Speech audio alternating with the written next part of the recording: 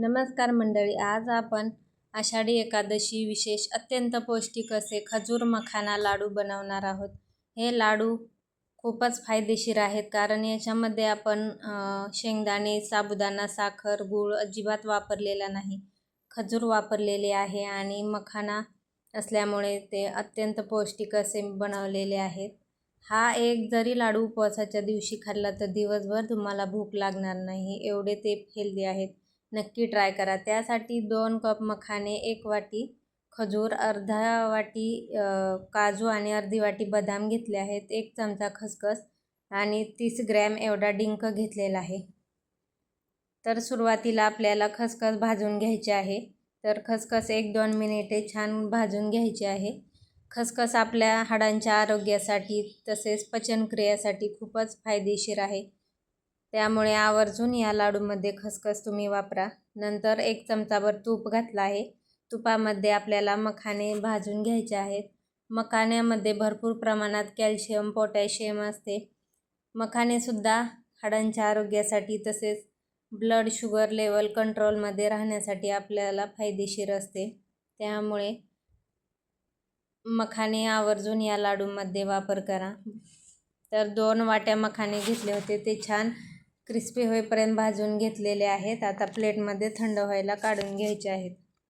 नंतर अर्धी वाटी बदाम आणि अर्धी वाटी काजू 1 चमचा तुपामध्ये छान डाग पडेपर्यंत आपल्याला भाजून घ्यायचे आहेत। हे लाडू बनवताना आपण शेंगदाण्याचा वापर अजिबात करणार नाही, कारण भरपूर जणांना शेंगदाणे खाल्ल्यामुळे पित्ताचा देखील त्रास होतो।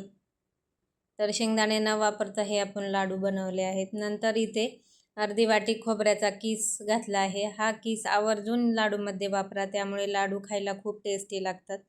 नंतर थोडंसं तूप घातलं आहे आणि तुपामध्ये खजूर घातलेले आहे। खजूरसुद्धा आपल्याला तुपावरती छान परतवून घ्यायचे आहे। तर खजुराच्या बिया काढून मी थोड्याशा कट करून घेतलेल्या आहेत। खजूरसुद्धा थंड व्हायला प्लेटमध्ये काढून घेऊयात। नंतर आपल्याला डिंक तळून घ्यायचा आहे। डिंकाचे तर आपल्या शरीरासाठी खूपच फायदे आहेत। हाडांच्या आरोग्यासाठी तसेच रोगप्रतिकारक शक्ती वाढवण्यासाठी डिंक आवर्जून खाल्ला पाहिजे। तर इथे डिंक तळण्यासाठी तूप गरम झालं की त्याच्यात डिंक छान फुलेपर्यंत तळून घ्यायचा। नंतर आता तळलेले सर्व जिन्नस आपल्याला पूर्णपणे गार होऊ द्यायचे आहेत। थंड झाल्यानंतर मिक्सरला सुरुवातीला मखाने आणि खसखस बारीक फिरवून घ्यायचे आहे। नंतर मखाण्याची जी पावडर तयार होते ती एका मोठ्या बाउलमध्ये मी इथे काढून घेतली आहे। नंतर ड्रायफ्रूट्स म्हणजे काजू, बदाम आणि खोबरे आहे ते एकत्र आपल्याला मिक्सरला फिरवून घ्यायचं आहे। थोडंसं जाडसर राहिलं तरीसुद्धा चालेल, कारण नंतर खजूर घालून आणखीन एकदा आपण बाइंडिंगसाठी फिरवून घेणारच आहोत। तर इथे मी मिक्सरच्या जारमध्ये हे काजू बदाम घातले आहे, ते सुद्धा मिक्सरला फिरवून घेतलेलं आहे। ते सुद्धा त्या मखाण्याच्या पावडरमध्ये इथे मी मिक्स करून घेत आहे। नंतर आता डिंक आपल्याला मिक्सरला फिरवून घ्यायचं आहे। सेपरेटच सर्व फिरवून घ्या, म्हणजे जास्त जाडसर राहणार नाही, बऱ्यापैकी ते बारीक होईल। डिंक तळ्याला सुद्धा त्याच्यात मिक्स केला आहे। आता शेवटी खजूर आपल्याला मिक्सरला फिरवून घ्यायचे आहे। तर खजूर फिरवून झाल्यानंतर ती याच्यामध्ये आता छान व्यवस्थित असं मिक्स करून घ्यायचं आहे। आणि हे मिश्रण आणखी एकदा आपल्याला एकत्र मिक्सरला फिरवून घ्यायचं आहे, म्हणजे आपल्याला लाडू बांधण्यासाठी सोपे जाईल, त्याला व्यवस्थित असं बाइंडिंग येईल। तर 2 बॅचमध्ये हे मी मिक्सरला बारीक असं फिरवून घेते आणि ज्या कढईमध्ये मी हे सर्व फिरवून घेतलं होतं तुपामध्ये त्याच्यातच हे मिश्रण घातलं आहे, कारण कढईत थोडंसं तूप शिल्लक होतं आणि याच्यात घातल्यामुळे व्यवस्थित याला बाइंडिंगसुद्धा येत आहे। जर तुम्हाला वाटत असेल की लाडू व्यवस्थित वळला जात नाही तर 1-2 चमचे तूप घालून तुम्ही त्याला बांधू शकता। तर इथे व्यवस्थित लाडूला बाइंडिंग आलं आहे। अशा पद्धतीने मी इथे सर्व लाडू बांधून घेते। तर एवढ्या प्रमाणात 10 ते 12 लाडू बांधून झालेले आहेत, तयार झालेले आहेत। तर लाडू बघू शकता, एकदम छान बाइंडिंग आलेलं आहे, टेक्स्चर छान आलेलं आहे आणि खायला तर खूप टेस्टी लागतात। नक्की एकदा बनवून पहा आणि व्हिडिओ आवडल्यास लाईक करा, शेअर करा आणि चॅनेलला सबस्क्राईब करा. धन्यवाद. नमस्कार. आज आपण उपवासाचा एकदम कुरकुरीत खमंग असा पदार्थ बनवतोय. उपवासाच्या दिवशी नेहमीचेच ते साबुदाणा वडे, भगर असे पदार्थ खायला आपल्याला खूप कंटाळा येतो. तर तुम्ही हा पदार्थ नक्की बनवून पहा, तुम्हाला सुद्धा खूप आवडेल. यासाठी आपल्याला कुठलीही तयारी करायची गरज नाही, साबुदाणा सुद्धा भिजत घालायची गरज नाही. चला तर रेसिपीला सुरुवात करूया. त्यासाठी इथे 2 चमचे एवढा साबुदाणा, नंतर अर्धी वाटी एवढी भगर घेतलेली आहे. हे आपल्याला छान 3 ते 4 मिनिटे व्यवस्थित असं भाजून घ्यायचं आहे. तर इथे बघू शकता साबुदाणा आपला थोडासा फुलला आहे. हे व्यवस्थित भाजून झालं आहे. गॅस बंद केला आहे आणि ताटामध्ये हे थंड व्हायला काढून घेतलं आहे. थंड झाल्यानंतर आता एका मिक्सरच्या भांडं घ्यायचं आहे आणि त्याच्यामध्ये याची आपल्याला पावडर बनवून घ्यायची आहे. पावडर जास्तही बारीक नसायला हवी, थोडीशी जाडसर आपल्याला करून घ्यायची आहे, म्हणजे थोडी खरबरीत राहायला हवी. थोडं जाडसर ठेवल्यामुळे आपला हा पदार्थ एकदम वरून कुरकुरीत होणार आहे. तर ही पावडर आता आपण एका वाटीमध्ये काढून घेऊया. तर पूर्ण 1 वाटी भरून एवढी ही पावडर झालेली आहे. इकडे बघू शकता. आता आपल्याला गॅसवरती कढई गरम करायला ठेवायची आहे. त्याच्यामध्ये 1 चमचाभर एवढं तेल घालायचं आहे. तेल व्यवस्थित गरम झालं की बारीक कट करून घेतलेली हिरवी मिरची घातली आहे. तुम्ही उपवासाला जिरे खात असाल तर 1 चमचा जिरे याच्यामध्ये घालू शकता. 1 मिनिटभर ही मिरची आपण परतवून घेतली आहे. आता याच्यामध्ये पाणी घालायचं आहे. तर 1.5 वाटी आपल्याला पाणी घालायचं आहे. नंतर पाणी घालून याला आता छान उकळी येऊ द्यायची आहे. चवीपुरतं इथे मी मीठ घालत आहे. हा पदार्थ बनवण्यासाठी जेवढं मीठ लागणार आहे ते मी याच्यातच आत्ता घातलेलं आहे. आता पाण्याला एक उकळी येऊ द्यायची आहे. पाण्याला उकळी यायला सुरुवात झाली आहे. आता जे पीठ आपण मिक्सरला फिरवलं होतं ते याच्यामध्ये सगळंच मी घातलं आहे आणि चमच्याने याला मिक्स करून घेत आहे. बारीक गॅस ठेवायचा आहे आणि याच्या गुठळ्या व्यवस्थित अशा आपल्याला मोडून घ्यायच्या आहेत. तर हळूहळू भगर याच्यातील पाणी शोषून घ्यायला सुरुवात करते. तर बघू शकता हे आता घट्ट व्हायला सुरुवात झाली आहे. आता हे आपल्याला एका प्लेटमध्ये थोडंसं गार व्हायला काढून घ्यायचं आहे. गॅस बंद करायचा आहे. याचा आता बघू शकता व्यवस्थित असा गोळा तयार होत आहे. हे आता एका बाउलमध्ये मी काढून घेतलं आहे. थोडंसं याला आता कोमट होऊ द्यायचं आहे. तर कोमट इथे आता हे झालं आहे. आता याच्यामध्ये 2 मीडियम साईजचे बटाटे उकडलेले किसून घालायचे आहेत. किसून घातल्यामुळे बटाट्याचे मोठे तुकडे याच्यात राहत नाहीत, व्यवस्थित हे मिक्स होते. तर 2 बटाटे इथे किसून घातले आहेत. नंतर थोडंसं शेंगदाण्याचं कूट मी याच्यात घातलं आहे आणि आता याला व्यवस्थित असं छान एकजीव करून घ्यायचं आहे. जर तुम्ही माझ्या चॅनेलला सबस्क्राईब केलं नसेल तर प्लीज सबस्क्राईब करा, व्हिडिओला लाईक करा. इथून पुढचे व्हिडिओ पाहायचे असतील तर बेल आयकॉन देखील प्रेस करा, म्हणजे तुम्हाला नोटिफिकेशन येत जाईल. हे बघू शकता आता व्यवस्थित मी मळून घेतलं आहे. आता थोडंसं हाताला तेल लावून याला छान एकदा व्यवस्थित मिक्स करून घेतलं आहे. आता एक ताट घ्यायचं आहे आणि ताटावरती थोडंसं ताटाला तेल लावून घ्यायचं आहे.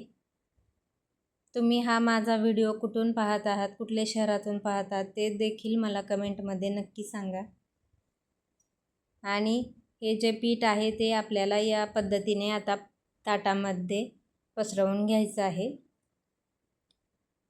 साईडला चिरा जात आहेत त्या व्यवस्थित आपल्याला करून घ्यायचे आहेत.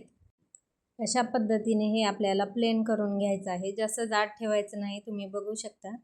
आणि याला 10 मिनिटे सेट होऊ द्यायचं आहे. 10 मिनिटानंतर आता चाकूला मी थोडंसं तेल लावलं आहे आणि तुम्हाला जशा शेपमध्ये पाहिजे तशा शेपमध्ये याला आता कट करून घ्यायचं आहे. तर इथे मी ट्रायंगल शेपमध्ये याला कट करून घेत आहे. साईडच्या कडा सुद्धा तुम्ही तशात तळून घेऊ शकता. तर मध्ये मी चौकोनी केला आहे आणि याचे ट्रायंगल्स बनवून घेतले आहेत, किंवा तुम्ही सर्कल शेपमध्ये सुद्धा एखाद्या झाकणाने वगैरे याचे बनवू शकता। तर इथे मी ट्रायंगलमध्ये हे कट करून घेतले आहे। तर बघू शकता व्यवस्थित हे निघत आहे, अजिबात ताटाला हे चिकटलेलं नाही, ताटाला तेल लावल्यामुळे खाली ते चिटकत नाही। तर मी हे सर्व ट्रायंगल अशा पद्धतीने बनवून घेतले आहे आणि गॅसवरती साईडला तेल गरम करायला ठेवलं होतं। तेल व्यवस्थित गरम झालं की मिडियम गॅसवरती आपल्याला हे छान बाहेरून कुरकुरीत होईपर्यंत तळून घ्यायचं आहे। तर याला तुम्ही उपवासाचे कटलेट किंवा पॅटीस काही म्हणू शकता, किंवा सँडविचसुद्धा म्हणू शकता। तर हे मी तळून घेतले आहे, बघू शकता रंग एकदम छान आलेला आहे। अशाच पद्धतीने सर्व ट्रायंगल्स मी तळून घेते। वरून एकदम कुरकुरीत होतात, आतून मऊसूत, खायला खूप टेस्टी लागतात। हे जर तुम्ही एकदा बनवून खाल्ले तर उपवास नसतानाही तुम्ही हे बनवून खाल्ले, एवढे छान लागतात। तर इकडे बघू शकता एकदम वरून कुरकुरीत झालेले आहेत आणि अजिबात तेलकट होत नाहीत। तुम्ही दह्यासोबत किंवा कुठल्याही उपवासाच्या चटणीसोबत हे एन्जॉय करू शकतात। व्हिडिओ तुम्हाला थोडा जरी आवडला असेल तर प्लीज लाईक करा, शेअर करा आणि चॅनेलला सबस्क्राईब करा। धन्यवाद। नमस्कार मंडळी, जर उपवासाला गोड खायची इच्छा होत असेल तर 5 मिनिटात तयार होणारे अतिशय पौष्टिक असे हे रताळ्याचे गोड काप एकदा नक्की बनवून पहा। गूळ वापरून हे बनवलेले आहेत आणि झटपट होणारी रेसिपी आहे, अगदी सोपी आहे आणि खायला तर खूपच टेस्टी लागतात। साबुदाणा खायचा नसेल तर अशा पद्धतीने रताळ्याचे गोड काप एकदा नक्की करून पहा। त्यासाठी इथे रताळी छान स्वच्छ धुवून घेतलेले आहेत। आता याचे आपल्याला काप करून घ्यायचे आहेत। जास्त जाडही काप ठेवायचे नाहीत आणि अगदी पातळही ठेवायचे नाहीत। तर या पद्धतीची हे बनवून घ्यायचे आहेत। बघू शकता तुम्ही इथे मी जास्त जाडही ठेवले नाहीत आणि जास्त पातळही ठेवले नाहीत। तर इथे मी 2 रताळ्याचे असे हे काप करून घेतलेले आहेत। आता गॅसवरती कढई गरम करायला ठेवलेली आहे, त्याच्यामध्ये तूप घालायचं आहे। इथे मी थोडेसे ड्रायफ्रूट्स कट करून घेतले आहेत आणि सुरुवातीला तुपामध्ये आपल्याला ड्रायफ्रूट्स भाजून घ्यायचे आहेत। तर इथे 2 चमचे मी तूप घातले। तुपामध्ये ड्रायफ्रूट्स 1 मिनिटभर आपल्याला थोडेसे परतवून घ्यायचे आहेत। ड्रायफ्रूट्स इथे परतवून झाले की काढून घ्यायचे आहेत व नंतर रताळ्याचे जे काप बनवले आहेत ते आपल्याला या तुपामध्ये छान परतवून घ्यायचे आहेत। तर हे काप आपल्याला व्यवस्थित असे तुपामध्ये छान भाजून घ्यायचे आहेत व नंतर 5 मिनिटे याला झाकण ठेवून द्यायचं आहे। तर इकडे बघू शकता थोडेसे परतल्यानंतर याच्यावरती झाकण ठेवून द्यायचं आहे। 50 ते 60% हे काप आपल्याला झाकण ठेवून असेच वाफवून घ्यायचे आहेत, थोडेसे सॉफ्ट होऊ द्यायचे आहेत। तर इकडे बघू शकता मी 5 मिनिटे झाकण ठेवून आणखी 5 मिनिटासाठी झाकण ठेवून दिलं होतं आणि आता या स्टेजला बघू शकता बऱ्यापैकी ते वाफले आहेत, जास्त कच्चे राहिले नाहीत। आता या स्टेजला 2 चमचे गूळ घालायचा आहे। रताळे गोड असल्यामुळे जास्त गूळ वापरू नका, 2 रताळ्यासाठी 1-2 चमचे गूळ पुरेसा आहे। आता थोड्या वेळाने गूळ मेल्ट व्हायला सुरुवात होते, तर गूळ व्यवस्थित आपल्याला मेल्ट होऊ द्यायचं आहे आणि थोडंसं हे गुळाचं पाणी घट्ट होऊ द्यायचं आहे। तर इकडे बघू शकता छान रसरशीत असे हे आपले काप दिसत आहेत।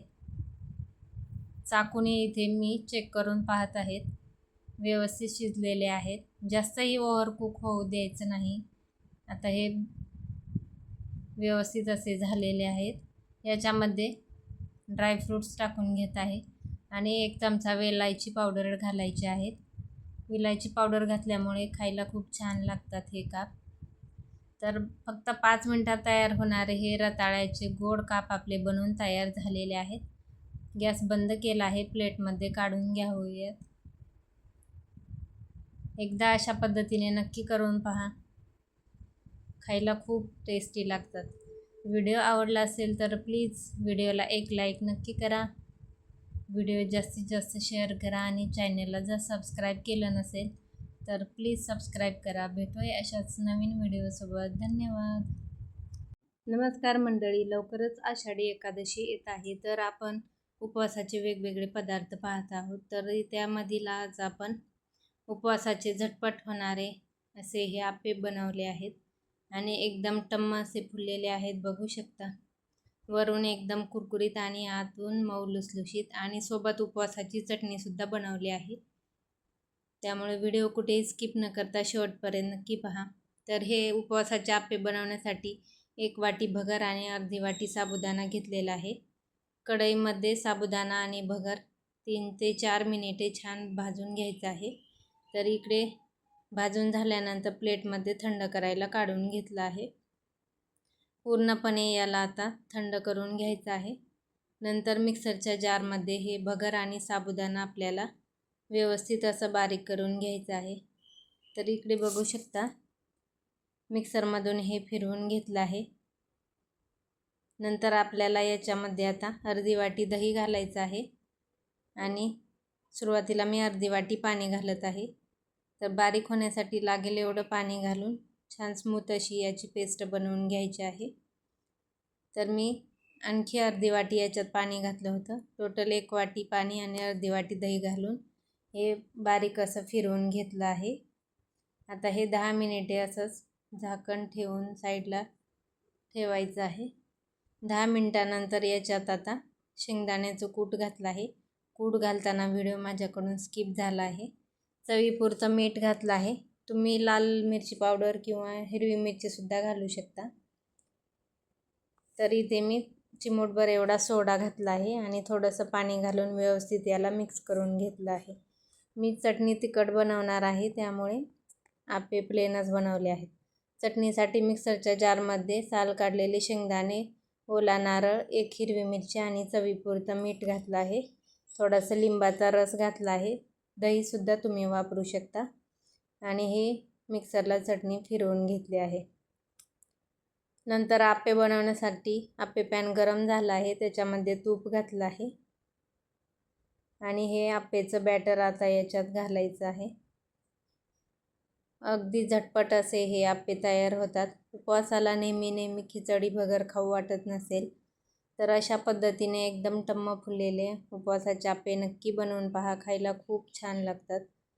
तर इकडे बॅटर घातलं आहे, वरून थोडंसं आणखी तूप सोडलं आहे. 5 मिनिटे याला झाकण ठेवून दिलं होतं. 5 मिनिटानंतर बघू शकता, आप्पे एकदम टम्म असे फुलले आहेत. खालच्या साईडने सुद्धा व्यवस्थित असे भाजून घेऊयात.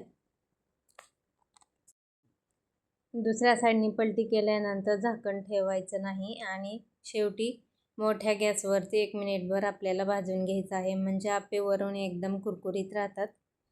राहिलेले सुद्धा आप्पे मी अशाच पद्धतीने बनवून घेते. तर दुसऱ्या बॅचचे सुद्धा आप्पे तुम्ही इकडे बघू शकता, एकदम टम्म असे फुललेले आहेत. तर सर्व आप्पे इथे बनवून झालेले आहेत. बघू शकता, वरून एकदम कुरकुरीत, आतून मऊसूत असे हे तयार झालेले आहेत. आतून सुद्धा एकदम जाळीदार असे झालेले आहेत. तुम्हाला व्हिडिओ कसा वाटला नक्की सांगा. व्हिडिओ आवडला असेल तर प्लीज लाईक करा, शेअर करा आणि चॅनेलला सबस्क्राईब करा. भेटूया नवीन व्हिडिओसोबत. धन्यवाद.